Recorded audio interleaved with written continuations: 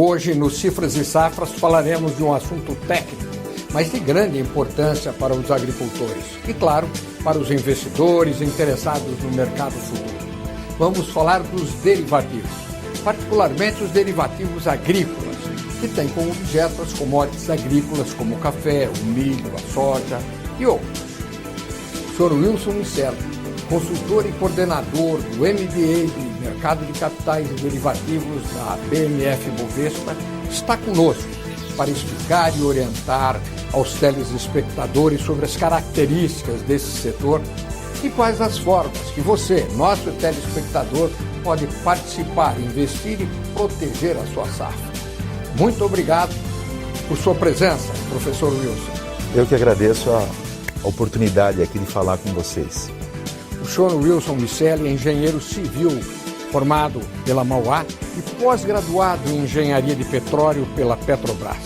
É também formado em administração de empresas pela FECAP, onde realizou o mestrado em controladoria. Você pode assistir ao nosso programa e não perca as dicas e orientações que apresentaremos aqui. O Cifras e Safras está começando agora.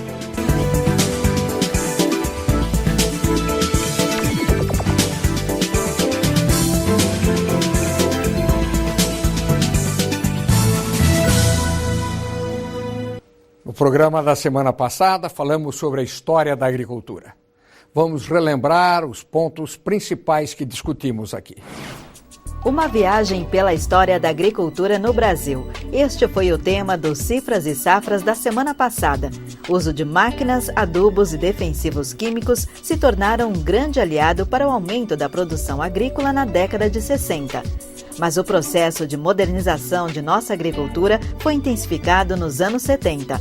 Quem nos contou detalhes desse crescimento foi o Dr. José Sidney Gonçalves, engenheiro e pesquisador científico do Instituto de Economia Agrícola, o IEA.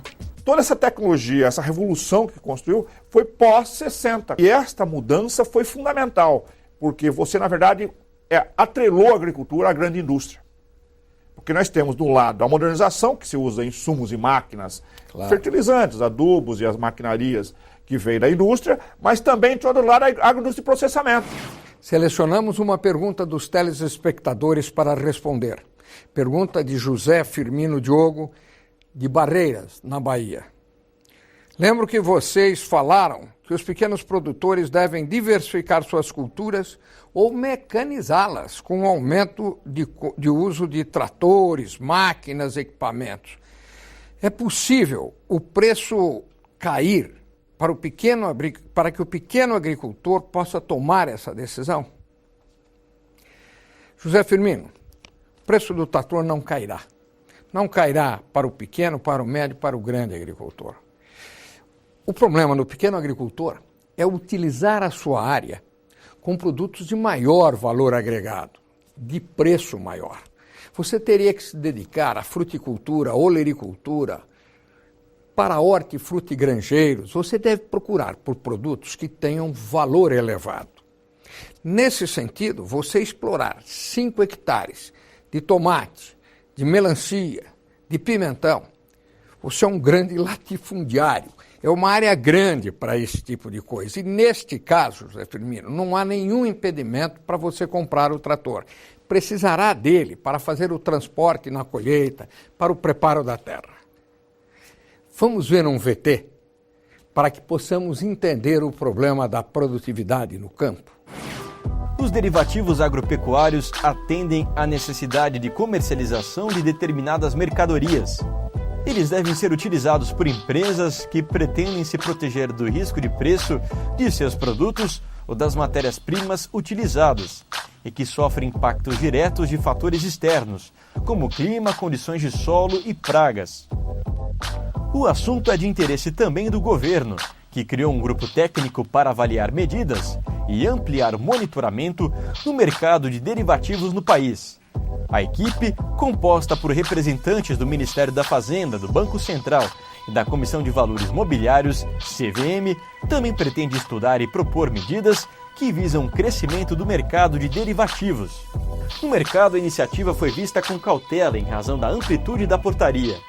O presidente da BMF Bovespa, Edemir Pinto, elogiou a portaria e defendeu também a adoção de políticas públicas para estimular o mercado de derivativos agrícolas no Brasil.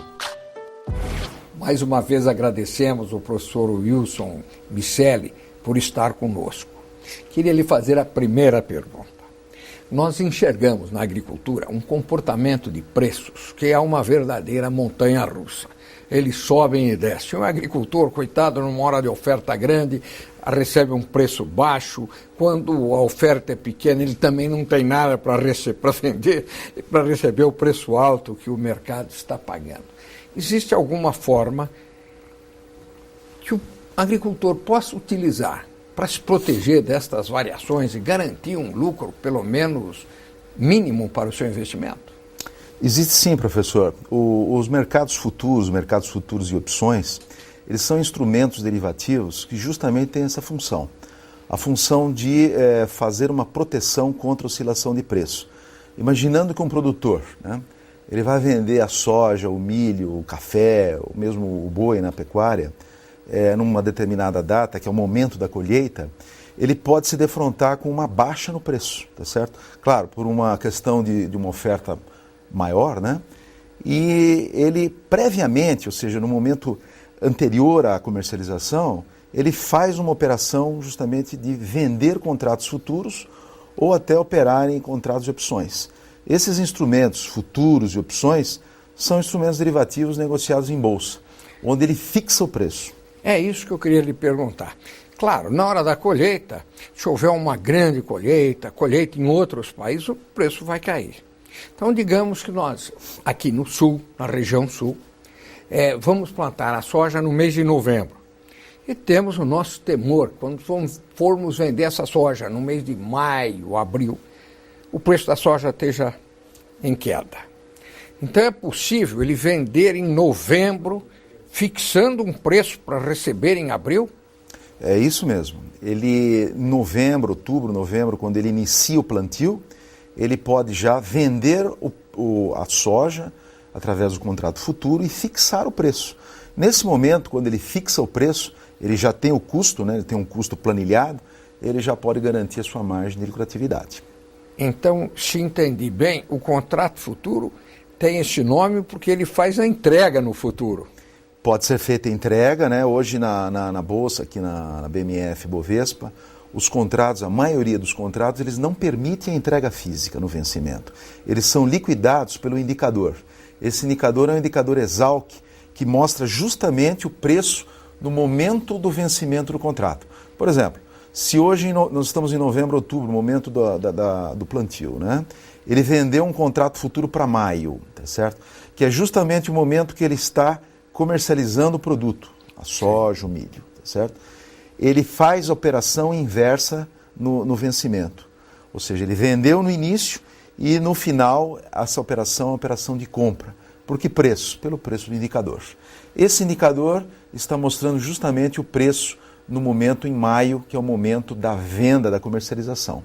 Portanto, ele encerra a posição em bolsa e faz a sua comercialização no mercado físico de forma normal, como ele sempre fez. Tá certo? Portanto, ele recebe esse valor no final do contrato? A ideia é simplesmente uma proteção, é simplesmente um seguro.